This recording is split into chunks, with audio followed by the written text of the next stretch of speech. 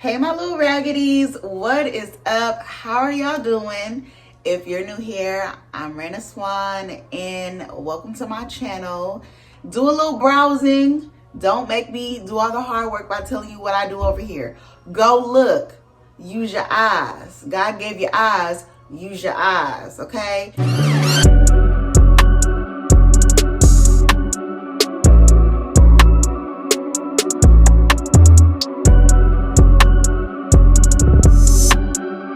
So today we're going to be comparing some things that I've watched and liked and some things that I've recently read and enjoyed. Okay, notice I said enjoyed and didn't say like, I'm a hard critic. Okay, I'm a harsh critic and I don't know what's wrong with me. I be seeing people online talking about books that I've read and they be like, oh, it's 5 stars, it was so amazing, I loved it. Meanwhile, I'm over here with my little raggedy 3 stars like, is something wrong with me? What is wrong with me? So yeah, let's just kick this off, okay? So first up on our comparison block, we have Law and Order Special Victims Unit, because last time I didn't know the correct title, but today I know it. Today I had time because special. What if I'm still saying it wrong? Wouldn't that be funny? That'd be crazy. Special Victims Unit, and I'm comparing this show to The Butterfly Garden by Dutch Hutchinson. I think I'm saying his name right, or her name. I don't know. Don't give me the line. Now, The Butterfly Garden is about 2 detectives who discover this garden, this place, where the place has kept like kidnapped women, and they branded the kidnapped women.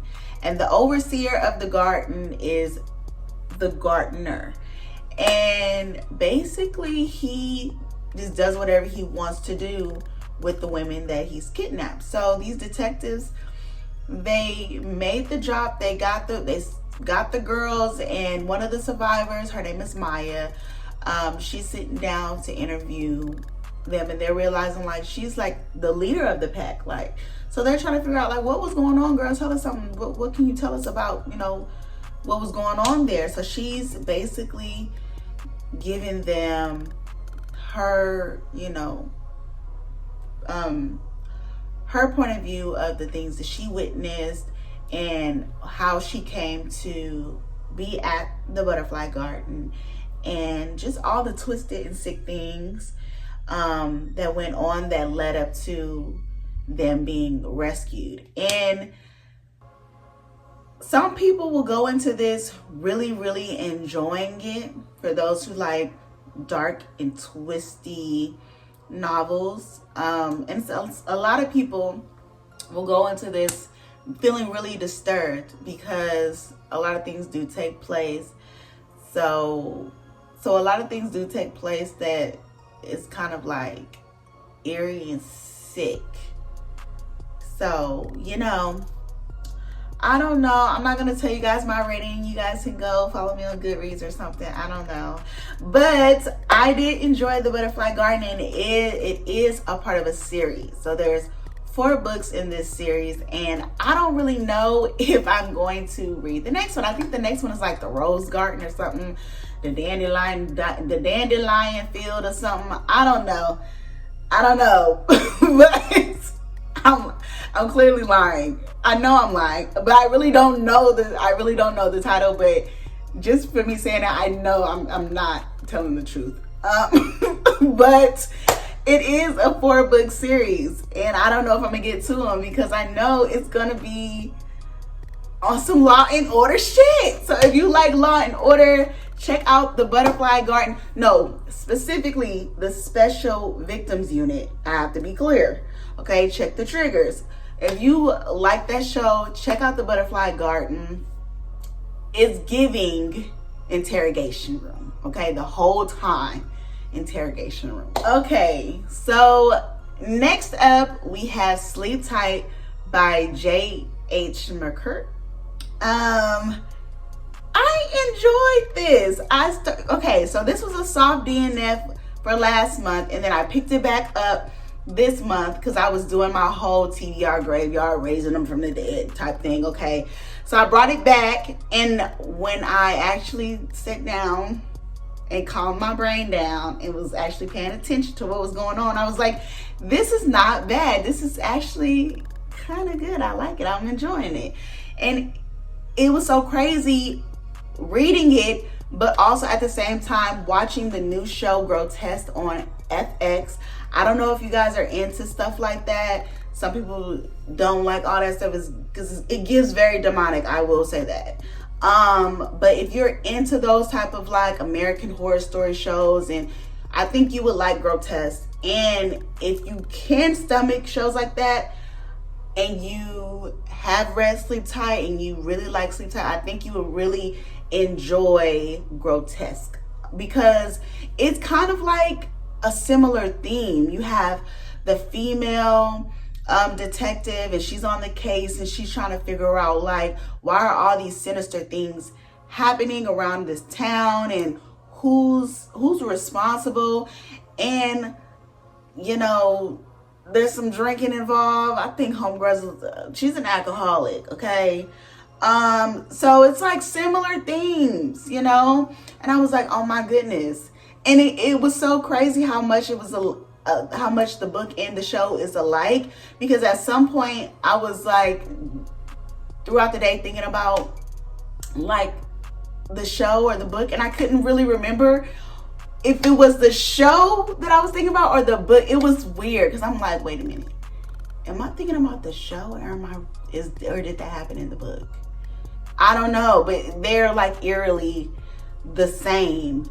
So if you haven't read Sleep Tight, basically Sleep Tight is the story of Father Silence, who was a very, very horrible man.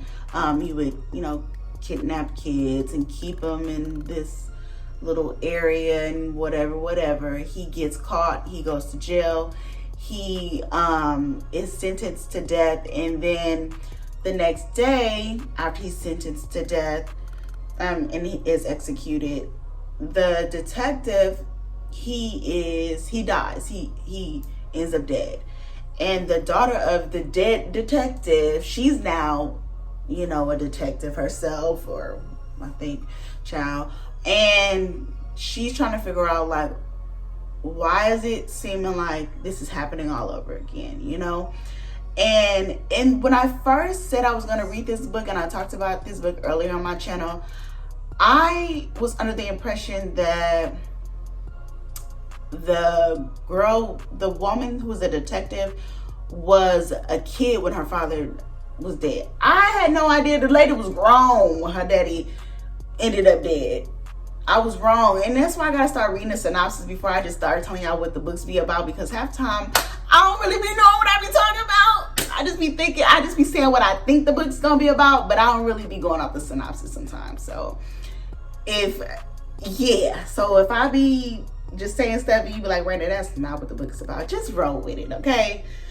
So yeah, her dad ends up, and so she's trying to figure out like, who's this copycat killer that's going by the outsider? This man kidnaps her child. So the book, it starts off like that. And she's trying to figure out like, where my baby? And then it just takes a quick little turn. And I'm just like, who are all these people that's popping up out of nowhere trying to help her solve this mystery? Where's her daughter? All these kids is coming out the woodworks. I mean, talk about an overload of information and things. Like, don't get me wrong, it is very, very entertaining because you have so many different elements, like so many things, and I don't even want to tell you like the different layers of plots that was just coming out of nowhere, because I feel like it would be a spoiler, and I'm not really trying to go into all of that and have y'all jump me at a book event. So we're gonna just keep going. If you like American Horror Story and grotesque and all of that stuff, I think you would enjoy Sleep Tight because it has that same dark theme to it. So check it out. Okay, so last on my list, you guys saw me say this on Instagram.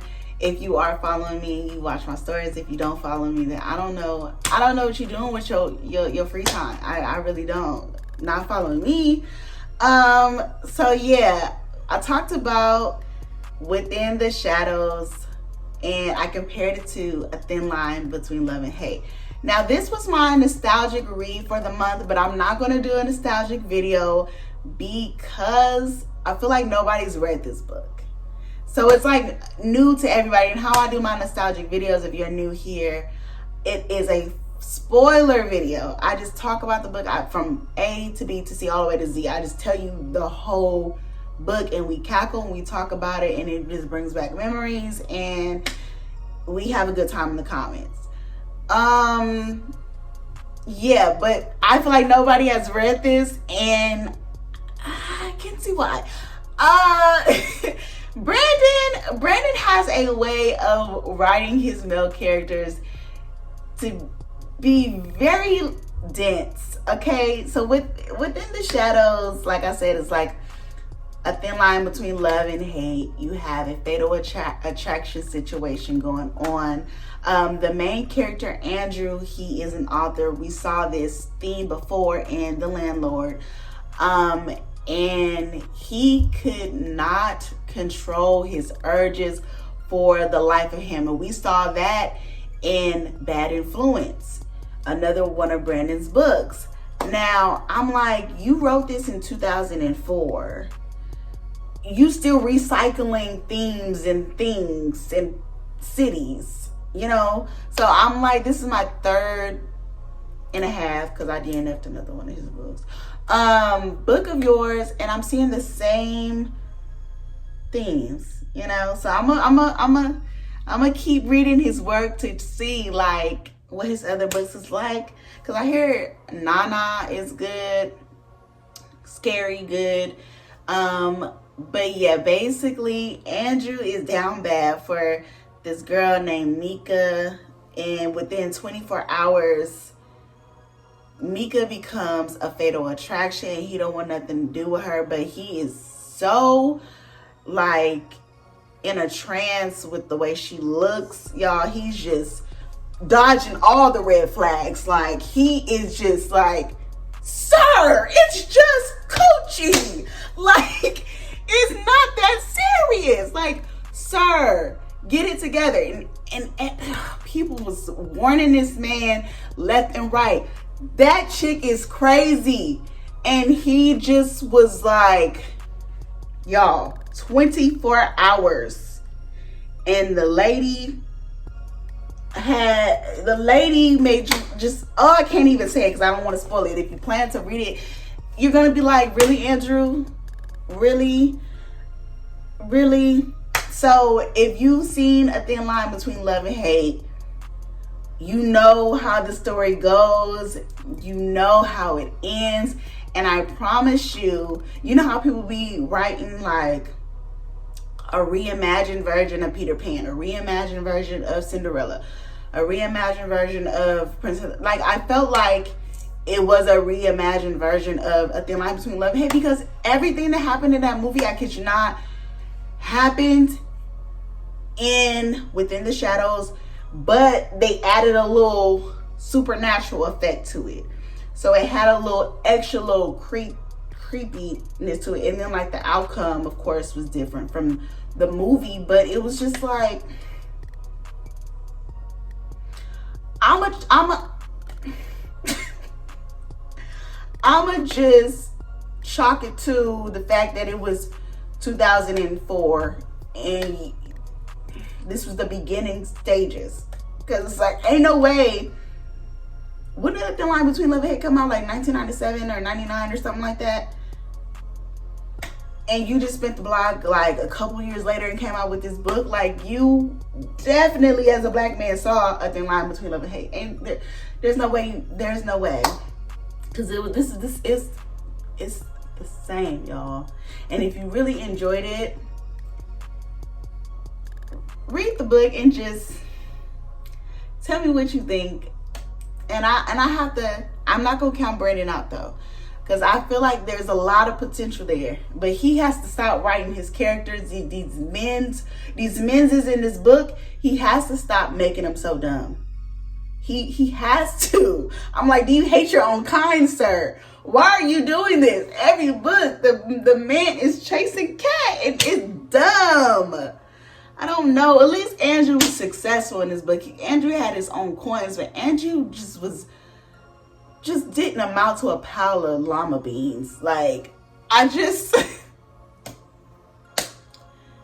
dumb as rocks, y'all. So that's all I got. Yeah.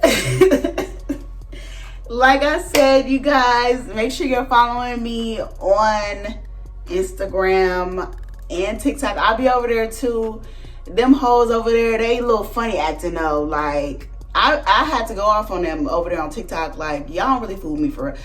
And then what's so crazy is the engagement. So let me backtrack.